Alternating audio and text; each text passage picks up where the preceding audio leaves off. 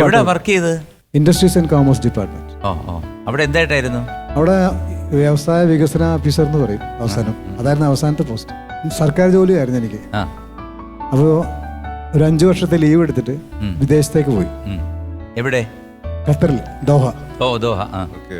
അപ്പോൾ ആ പോകുന്നതിന് മുമ്പായിട്ട് 97 പ്രോഗ്രാം നിർത്തി. കാരണം പ്രൊമോഷനായ ഒരു ഓഫീസർ പോസ്റ്റിലായപ്പോൾ പ്രോഗ്രാമായിട്ട് ക്ലാഷ് ആകുന്നു. പിന്നെ എന്നാ തിരിച്ചു വരുന്നേ അവിടുന്ന് ദോഹയെന്ന്? 2006 ലാസ്റ്റിൽ. മനോജ് നന്നായിട്ട് പാടും, അറിഞ്ഞൂടെ? അറിയാം.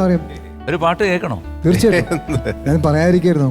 നിങ്ങളുടെ പാട്ട് കേൾക്കാൻ വന്നിരിക്കുകയാണ്. അതൊരു വലിയൊരു സംഗീത കുടുംബത്തിലെ അംഗം കൂടിയല്ലേ? പിന്നെ സംഗീത കുടുംബത്തിലെ അംഗം എന്നുള്ള ഒരൊറ്റ ലേബലിൽ ഞാൻ കേട്ടിട്ടുണ്ട് പാട്ട്. നുണ പറയണ്ട, ഞാൻ പാട്ട് കേട്ടിട്ടുണ്ട്. ഒരു പാട്ട് പാടാം തീർച്ചയായിട്ടും. ശ്രാവണ ചന്ദ്രിക പൂച്ചൂടിച്ചു, ഭൂമി കന്യക പുഞ്ചിരിച്ചു, അവളുടെ ലജ്ജയിൽ വിടരും ചൊടികളിൽ അനുരാഗ കവിത വിരിഞ്ഞു, ആദ്യത്തെ അനുരാഗ കവിത വിരിഞ്ഞു.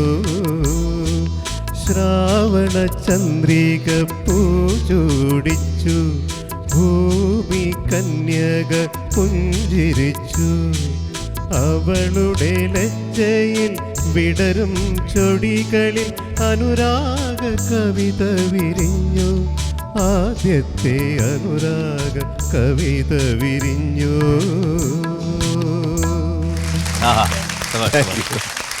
വില്ലേട്ടൻ എന്തുകൊണ്ടാണ് ഈ മലയാളം പാട്ടുകൾ പാടാൻ ശ്രമിക്കാതെ ഈ ഹിന്ദി മാത്രം പാടുന്നത്? എന്തുകൊണ്ട്? പ്രത്യേകിച്ച് കാരണമൊന്നുമില്ല അതിന്. കാരണം കൊച്ചി, ഞാൻ പറഞ്ഞില്ലേ, ഫോർട്ട് കൊച്ചി ഹിന്ദിയോട് ഒത്തിരി ആഭിമുഖ്യമുള്ളൊരു സ്ഥലമാണ്. എൻ്റെ അമ്മ പാട്ട് പാടുമായിരുന്നു. അമ്മ പാട്ട് പാടിയിരുന്ന പള്ളികളിലെ പാട്ടാണ്. പാപ്പുട്ടി ആശാനൊക്കെ അമ്മയെ പാട്ട് പഠിപ്പിച്ചിട്ടുണ്ട്. അപ്പം അമ്മ അന്ന് പാടിയിരുന്ന അന്നത്തെ കാലങ്ങളിൽ എനിക്ക് അറിയാം ഹിന്ദി പാട്ടുകളുടെ ട്യൂണിലാണ് ഭക്തിഗാനങ്ങൾ പാടിയിരുന്നത്. എന്ന മട്ട് ഏമ. അപ്പം അമ്മ പാടിയിരുന്ന പല പാട്ടുകളും ഹിന്ദി പാട്ടുകളായിരുന്നു. ഇപ്പൊ ഉദാഹരണത്തിന് ചൗധരി ചാത്താന്റെ പാട്ട്, സ്നേഹഗായക വരൂ എൻ മാനസേ വരൂ, എൻ ഹൃദയ വീണ മീട്ടുവാൻ ഗായക വരൂ, സ്നേഹഗായക വരൂ. ഇതൊരു പുതിയ ഐഡിയ ആണല്ലോ. എന്തൊരു കറക്റ്റ് സിംഗാണ് ലിറിക്സും. ഇവിടുത്തെ ഒരു പാട്ട് പോലെ തന്നെ ഫീൽ ചെയ്ത്. അങ്ങനത്തെ പാട്ടുകൾ ഒത്തിരി ഉണ്ട്. അതായിരുന്നു അമ്മ പാടിക്കൊണ്ടിരുന്നത്. അതാണ് ആ സ്വാധീനം വന്നപ്പോ നാച്ചുറലി. കാരണം പാട്ടുപുസ്തകത്തിലെല്ലാം എന്ന മട്ട് എന്ന് കാണാം. എന്ന മട്ട് അതാണ്. എന്താണ് ജീവിതത്തിലെ ഏറ്റവും വലിയ ആഗ്രഹം? ശരിക്കും പറഞ്ഞാല് ഒരു സിനിമയിൽ പാടണമെന്നൊരു ആഗ്രഹം ഉണ്ടായിരുന്നു. പക്ഷെ സാധിച്ചില്ല. പക്ഷെ ഇതിപ്പോൾ വലിയ ദുഃഖമൊന്നുമില്ല ഇപ്പോൾ. കാരണം ഒത്തിരി പ്രോഗ്രാമിന് പാടാൻ പറ്റി. ഇപ്പോഴും പാടാൻ പറ്റുന്നു എന്ന് തന്നെ വലിയ ദൈവത്തിൻ്റെ അനുഗ്രഹം. അതിനുവേണ്ടി എന്തെങ്കിലും പ്രത്യേകമായിട്ട് എന്തെങ്കിലും എന്താണ് യോഗ അതുപോലത്തെ കാര്യങ്ങളൊക്കെ ചെയ്യുക? കാരണം ഇത് വളർന്നു വരുന്ന കുട്ടികൾക്ക് അറിയേണ്ട ഒരു കാര്യമാണ്. കാരണം ഈ 70-71 വയസ്സ് പ്രായത്തിലും ശബ്ദ നിയന്ത്രണം, അതുപോലെ തന്നെ മുകളിൽ പാടുന്ന ഹൈ പിച്ചിൽ പോകുമ്പോഴും താഴെ വരുമ്പോഴും നല്ല എന്താണ് ഈസി ആയിട്ട് പാടാൻ പറ്റുന്നു. അതിനുവേണ്ടി പ്രത്യേകിച്ച് എന്തെങ്കിലും ചെയ്യുന്നുണ്ടോ? ആത്മാർത്ഥമായിട്ട് പറഞ്ഞാൽ ഇപ്പോൾ ഞാനൊന്നും ചെയ്തിട്ടില്ല പ്രത്യേകിച്ച് അതിന് വേണ്ടിയിട്ട്. എന്തോ ഒരു ദൈവാനുഗ്രഹം എന്നാണ് എനിക്ക് തോന്നിയിട്ടുള്ളത്. സിഗരറ്റ് വലിക്കുമായിരുന്നു, കുറെ വർഷങ്ങളുണ്ടായിരുന്നു. അത് നിർത്തി, പാടെ നിർത്തി. ഇൻജൂറിയസ് ടു ഹെൽത്ത് ആയിട്ടുള്ള മദ്യപാനവും അതുപോലത്തെ കാര്യങ്ങൾ ചെറിയ തോതിലെല്ലാം കുറെ ഇഷ്ടമില്ല.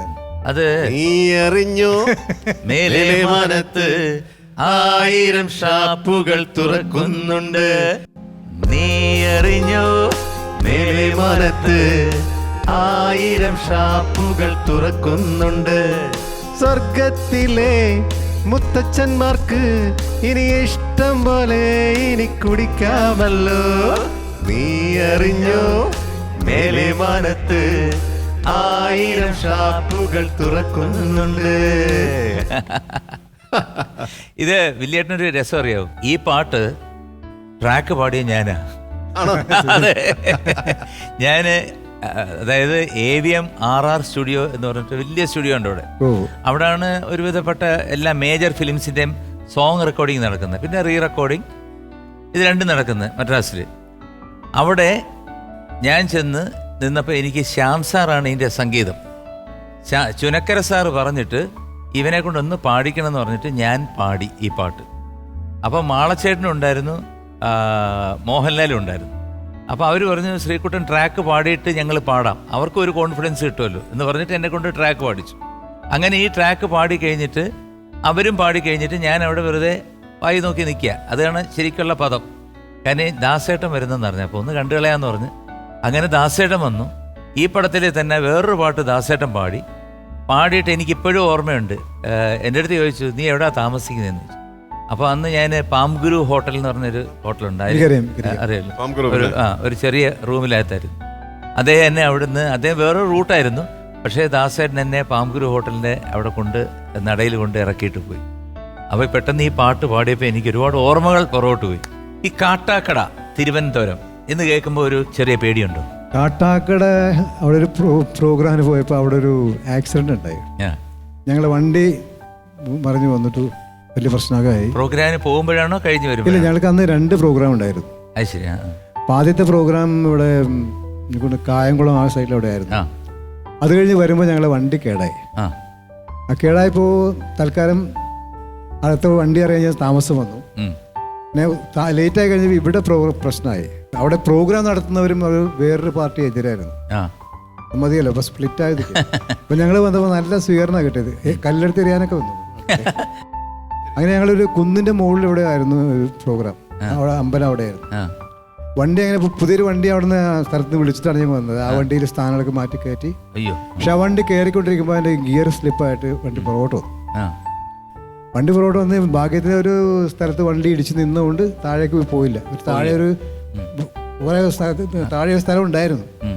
പണ്ട് അവിടെ താഴത്ത് 2-3 മറിയൽ പറഞ്ഞു. ഞാൻ പുറകെ ഞങ്ങളൊക്കെ മറിഞ്ഞു പുറത്തുകൂടി പോയി. ഗാനമേള നടന്നോ? പിന്നെ ഗാനമേള നടന്നില്ല, പ്രശ്നമായി പോയി. 1-2 പേര് മരിച്ചു എന്ന് പറയുന്നുണ്ട്, ഹോസ്പിറ്റലായെന്ന് പറയുന്നുണ്ട്. പുറകിലൊക്കെ ആരോ ചാടിക്കയറി, എതിർപ്പുള്ള ആളുകൾ. അങ്ങനെ ഒരു ഇഷ്യൂ ഉണ്ടായി. ഞങ്ങളെ 1-2 കാലും മുട്ടും അതൊക്കെ പൊട്ടി പ്രശ്നമായി. ഏതെങ്കിലും ഒരു പുതിയ പാട്ട് എന്തെങ്കിലും പഠിക്കാൻ വല്ലതും ശ്രമിച്ചിട്ടുണ്ടോ? എന്തെങ്കിലും അങ്ങനെ? ഇല്ല. ഒരു 10 വർഷത്തിനുള്ളിൽ വന്ന ഏതെങ്കിലും പാട്ട്? ഇല്ല. 10 വർഷം? ഇല്ല. 15 വർഷം ഇപ്പോഴും എടുക്കാനില്ല? ഇല്ലില്ല. 25 വർഷം മിനിമം. ഞാനൊരു അവസാനം പാടി ഹിന്ദി പാടിയതിന് കുമാർ ഷാനിന്റെ പാട്ട് പാടിയിട്ടുണ്ട്. അതേതാണ്? തുझे देखा तो ये जाना सनम प्यार होता है दीवाना सनम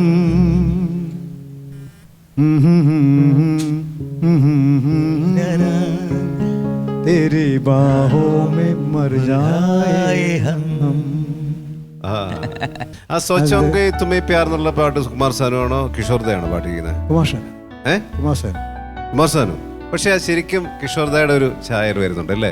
ആദ്യം ശരിക്കും പുള്ളിക്കുണ്ടായിരുന്നത്, അഭിജിത്തിനുണ്ട്, രണ്ടുപേർക്കുണ്ട്. അപ്പൊ രണ്ടുപേരും എന്ത്? അതൊന്ന് പാടാൻ ചേട്ടാ, ഭയങ്കര ഇഷ്ടമാണ് പാട്ട്.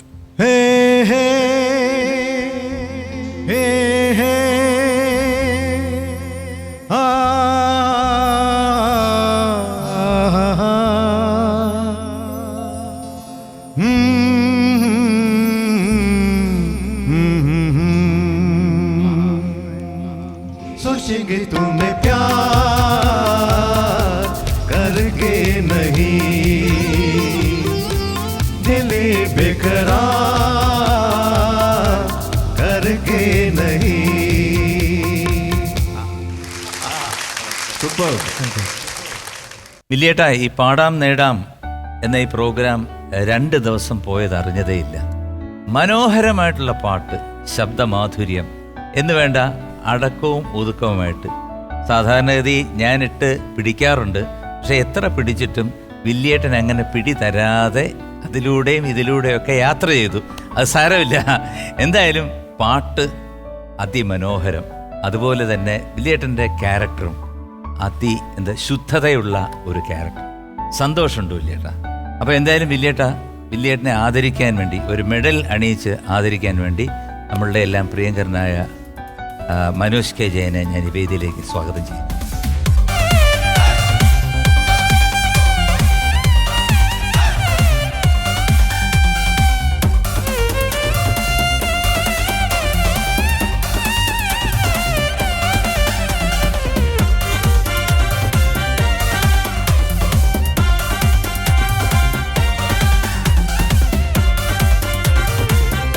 അപ്പൊ വില്യേട്ട, ഈ എപ്പിസോഡ് തീരുന്നതിന് മുമ്പേ ഒരു പാട്ട്, ഒരു പല്ലവിയെങ്കിലും കേൾക്കണമെന്ന് ആഗ്രഹമുണ്ട്. മാത്രമല്ല, ഇനി വില്യേട്ടൻ നിങ്ങളുടെ വില്യേട്ടനാണ്. നിങ്ങൾ വിലയിരുത്തൂ വില്യേട്ടന്റെ പാട്ട് എങ്ങനെ ഉണ്ടായിരുന്നു.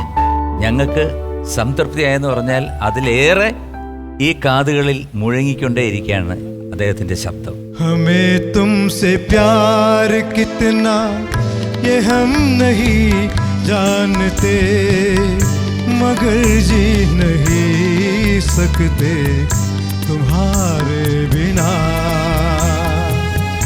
हमें तुमसे प्यार